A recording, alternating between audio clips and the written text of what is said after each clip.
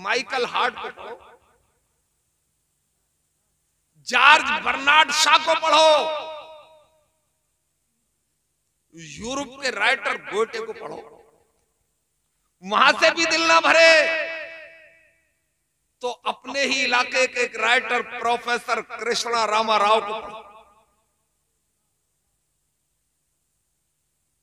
और फिर आंकना तासुब का ऐना खटा के कि सच क्या है और झूठ क्या है? और झूठ को तो कितना ही क्यों ना फैला लो, कितना ही बढ़ा लो, कितना ही घटा लो, मगर सच वो होता है कि न जिसे एक सूद घटाया जा सकता है न बढ़ाया जा सकता है। सच तो सच होता है, सच को कैसे मिटाया जा सकता है? उसने अध्ययन किया, मुताला किया, अरे घुटने टेक गई है और चीख के बोली, मैं भूल में थी, मैं चूक में थी। अगर कोई धर्म है, अगर कोई मजहब है, तो इस कायनात में तन्हा मजहब इस्लाम। कलमा पढ़ लिया, लो रोक लो, चला लो स्कीमें, बना लो तंजीमें, इस्लाम तुमसे नहीं रुकेगा। इस्लाम को जब करबला में यजीद नहीं मिटा सका, चैलेंज करता हूं पूरी दुनिया में इस्लाम को मिटाया नहीं जा सकता। ऐसे कहो तो शायद अच्छा लगे आपको कि निकाली सैकड़ों नहरें, निकाली सैकड़ों नहरें कि पानी कुछ तो कम होगा, मगर फिर भी मेरे दरिया की तुगयानी नहीं जाती। और घिरे हैं इस तरह 32 दांतों में ज़बां जैसे, मगर मुस्लिम की फिर भी हुए ईमानी नहीं जाती। तुमसे रोक में लगे हम, मैं आपके दिल को तसल्ली दूं, दुनिया के सबसे ज्यादा दानिश्वर लोगों का मजहब है मजहब इस्लाम।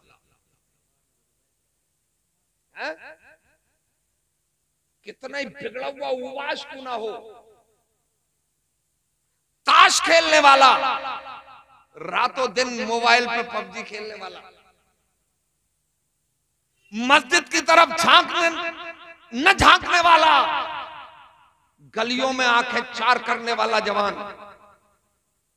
मगर नाक के सामने सर नहीं झुकाता, दरिया और नालों के सामने सर नहीं झुकाता है। इसलिए उसे मालूम है कि कौमे मुस्लिम ताकत के सामने कभी घुटने नहीं टेकती है।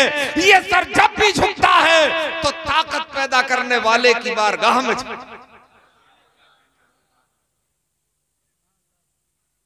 और आप तो पबजी में लगे हो, थोड़ा सर्च किया करो, पूरी दुनिया का ग्लोबलाइजेशन हो गया। पूरी दुनिया अब एक विलेज है, गांव है।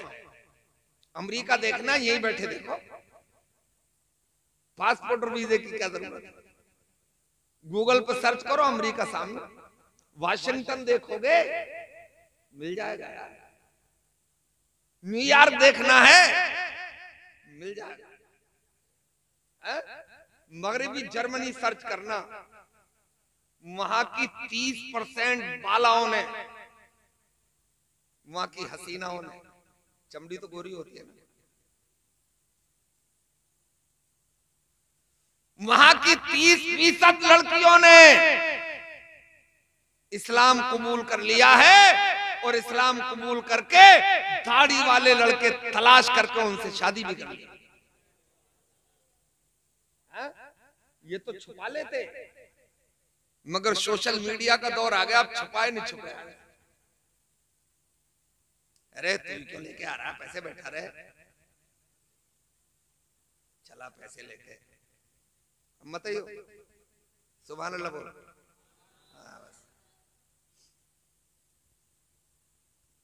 तो इनसे छुप नहीं रहा है, पहले छुपा लेते थे, मीठा मीठा हप हप कर जाते थे, कड़वे को थूक देते थे, मगर उन्होंने शादी कर, रेशियो बढ़ा यार, बड़ा रेशियो है। आने वाले 10-20 साल में हो सकता मगरबी जर्मनी पूरा मुसलमान हो जाए।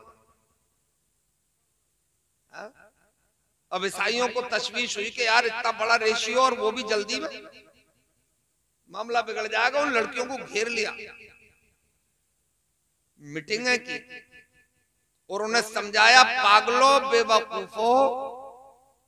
बोले क्या हो गया?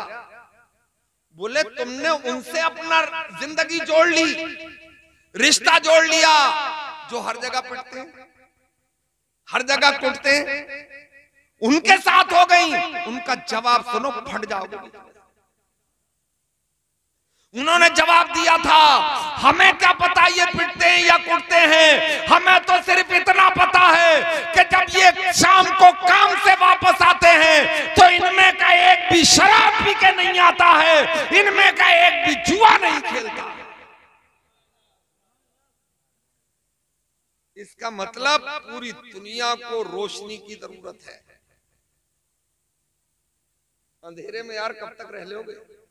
एक दिन तो दम घुटेगा।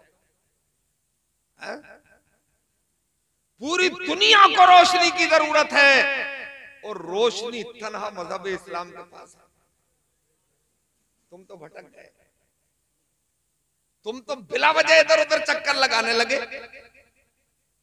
और यूरोप के चिरागों से रोशनी मांग रहे हो, मगरिब के चिरागों से रोशनी मांगने निकले हो। अरे अकल पे जोर दो, मगरिब में जाके तो सूरज भी अंधा हो जाता है। मां को कहां रोशनी रखी है? रोशनी तो आपके घर में मौजूद है, इसलिए कि आपके घर में अल्लाह का कलाम कुरान मौजूद है, मुस्तफा जाने रहमत का फरमान मौजूद है। तुम्हारे घरों में 5 वक्त अजान की आवाज पहुंचती है, तो फिर तुम कैसे भटक गए? बरेली वालों ने कहा कि फिर के गली गली तबाह, फिर के गली गली तबाह, ठोकरें सबकी खाएं क्यों, और दिल को जो अक्ल दे खुदा तेरी गली से जाए। जो मैजिक आप देख रहे हैं, जादू, कि अमेरिका कामयाब हो गया, शोर है ना। बोले मौलवियों जलसे ही करते रहोगे, चंद्रयान 3 चांद पे पहुंच गया। यार कितना शोर मचाया है। कोई तैयारा इनका चंद्रयान 3 के नाम से चांद पे पहुंच गया। यार इतनी डिबेट्स, इतनी बहसें, ऐसा लग रहा है कि शायद पूरे हिंदुस्तान को चांद की दुनिया पे लेके जाएंगे, वहीं बसेंगे। अच्छा जैसे वहां बस भी जाएंगे तो कौन सा तीर लग जाएगा? वहां चले जाओगे तो सब गूंगे हो जाओगे। वहां वेव्स नहीं है, वहां तरंगे नहीं है, वहां लहरें नहीं है। बोलोगे तो मगर आवाज रन नहीं करेगी, क्योंकि आवाज तो वेव के जरिए जाती है ना, तरंगों के जरिए। भाई आप अपने मोबाइल से बंबई बात कर रहे हो, तार लगा हुआ है कोई? बताओ, कोई वायर है? नहीं, ये आवाज जो जाती है लहरों पे जाती है, तरंगों पे जाती है। अब मैं यहाँ एक बात ये भी बता दूंगा आपको, ये लोग जो चीख रहे हैं, बच्चे मान जा भाई, मान जा, मान गया, बहुत अच्छा बच्चा। अच्छा बच्चों का होना भी बहुत जरूरी है। एक बुजुर्ग का कौल है कि जिस दिन मसाजिद की पिछली सुफूफ से बच्चों की आवाजें सुनाई देना बंद हो जाएंगी, समझ लेना उसी दिन से आपका फ्यूचर, आपका मुस्तकबिल, आपका भविष्य अंधकार में चला जाएगा। जब ये आएंगे कुछ दिन शोर मचाएंगे, उसके बाद कुछ सीखेंगे, उसके बाद 5 वक्त नमाजी बन जाएंगे इंशाल्लाह। कुछ काम देखने से भी आते हैं, है ना। जैसे जुमे में हाउसफुल, उसी दिन की असर में गायब। ईदैन में जगह नहीं मिल रही है, जोहर में गायब, भाई बच्चों अब तुम यार शैतानी कर रहे हो, फिर तुम्हें पीछे बैठ लाऊंगा स्टेज के, देख लेना अगर कोई बोला तो, है ना। वजह नस्लों ने देखा कि अब्बा जुमे के दिन इधर सज धज के जाते हैं, यही जरूरी है। अगर अब्बा जोहर में भी सज के गए होते, असर में भी गए होते, फजर में भी कोहरे का सीना फाड़ के मस्जिद पहुंच गए होते, तो नस्ल के 90% नमाजी होते, है ना। तो सीखो, एक एक चीज से सीखो। तो मैं बता रहा था कि ये मोबाइल ये अजूबा है हाथ में, यार लंदन क्यों ना बात कर ले, मगर ये जो दावा है टेक्नोलॉजी वालों का कि ये हम इसके मूजिद हैं, हम इसके जनक हैं, झूठ है। मूजिद तो पूरी कायनात का अल्लाह ही है, सबका खालिक, सबका मालिक, सबका राज़िक अल्लाह ही है। अलबत्ता इनकी तलाश है, इनकी कोशिश है, इन्होंने तलाश लिया है, हम सो गए, उन्होंने तलाश के अजूबा कर दिया। हालांकि हम जागे होते तो तलाश हमारी होती, हम सो गए, जागे नहीं। मुझे ये नहीं है जैसे आवाज तो तरंगों पे जाती है, बताओ तरंगे इनके अब्बा ने पैदा करी है? बताओ वेव्स का खालिक कौन है? अल्लाह ताला। उसने पहले ही उनकी तकलीफ फरमा दी कि आने वाले वक्त में ऐसी जरूरत भी पड़ेगी। इन्होंने मदरबोर्ड खोज लिया, दावा कर दिया कि मुजिद हमें, हकीकत में यहां से वहां तक आवाज पहुंचाने का खालिक अल्लाह ही। बात समझ में ना आई हो तो एक मिसाल भी दे दें। जैसे आपका बेटा लंदन पढ़ता है, बेटे की याद आई, खत लिखा।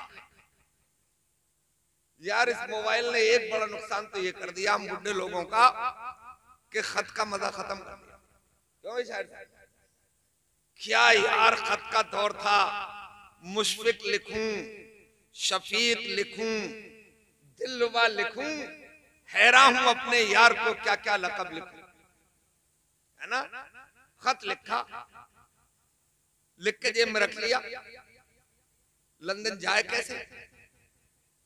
हवाई जहाज नहीं है, हेलीकॉप्टर नहीं है, रेलगाड़ी नहीं है, कारें नहीं है, बसों का युग नहीं है, तो जाए कैसे?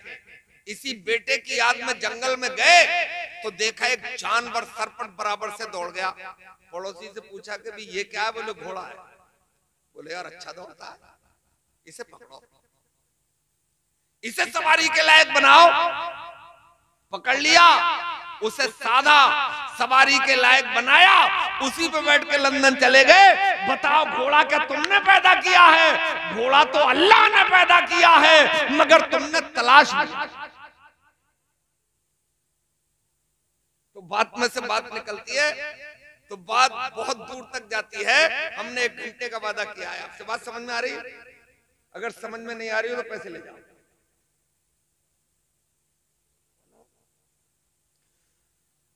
तो मैं ये यहां से बात मैंने शुरू की थी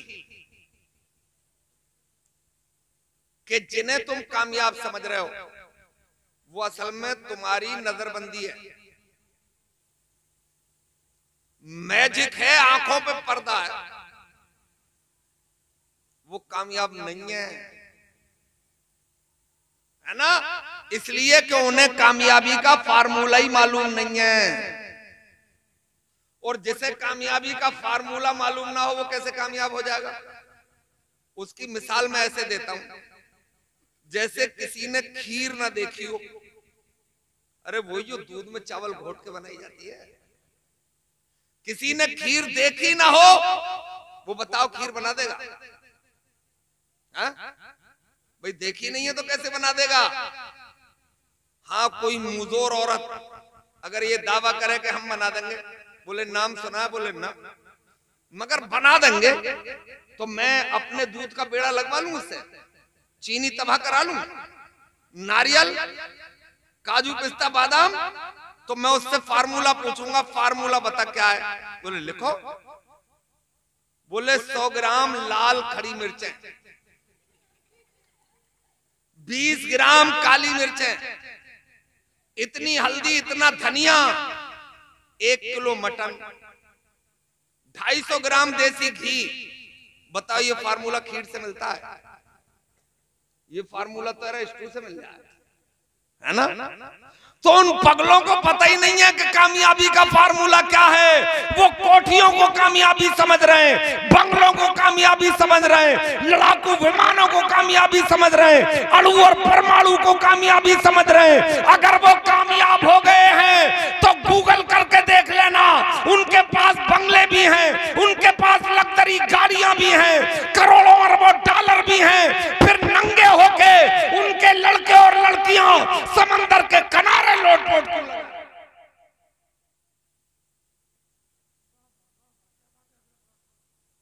इसका मतलब कोठी में सुकून नहीं मिल रहा है, बंगले में सुकून नहीं मिल रहा है, लग्जरी गाड़ियों में सुकून नहीं मिल रहा है, करोड़ों डॉलरों में सुकून नहीं मिल रहा है। किसी गुलाम मुस्तफा से जाके पूछ लेना, वो ईशा की नमाज पढ़ के चैन की नींद सो जाता है, इसलिए कि अल्लाह ने उसके दिल पे सुकून नाज़िल कर दिया।